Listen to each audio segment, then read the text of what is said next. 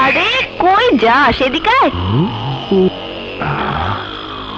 বাহ, এমন সুন্দরী মাইয়া ছাগল চড়াইতেছে। আরে ও ইচ্ছা করলে তো রূপ যৌবন দিয়া আমাগো মতো বাঘের বাচ্চা গো চড়াইয়া খাইতে পারে। বুদ্ধিমানের জন্য ইশারাই যথেষ্ট। আপনারা যান, আমি সব ব্যবস্থা করতেছি। আয় তোরা। ঘাস না খাইয়া কই যাস? হ্যাঁ, মানায় নাই রে, মানায় নাই। এই ছাগলের সাথে তোরে মানায় নাই। তুই ছাগল চড়াইতাছস, আর ইচ্ছা করলে তো তুই বাঘের বাচ্চা চড়াইতে পারোস। তোর কষ্ট দেখা ছোট হুজুররা সহ্য করতে পারতাছে না। সারা জীবন তোর বৈশা খাওয়ার ব্যবস্থা করে দিব। চল, এই ছোট হুজুররা ঘাস কামড়ায় অপেক্ষা করতেছে। ওই বদমাইশ গুলো পাঁচাটা কুত্তা হয়ে জীবন কাটাইতেছস, সেইটাও তোরা মানাইতেছে না।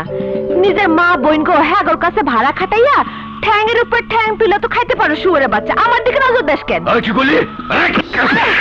বদমাইশ!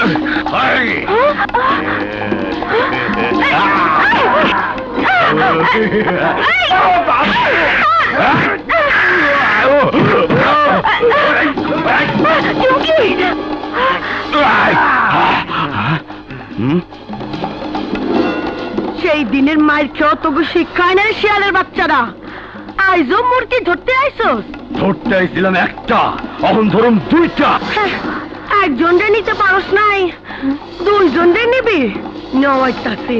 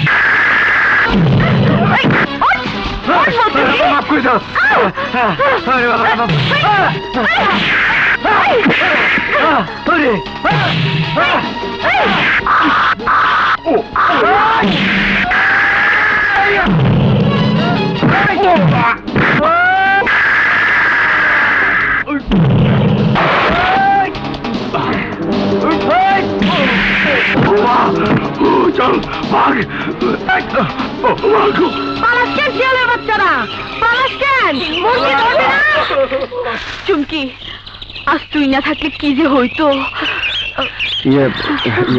ধন্যবাদ ঝুমুরের সম্মান বাঁচানোর জন্য। কিন্তু কতদিন ওই শিয়াল শুকুনগো হাত থেকে বাঁচতে পারবো ঝুমুর?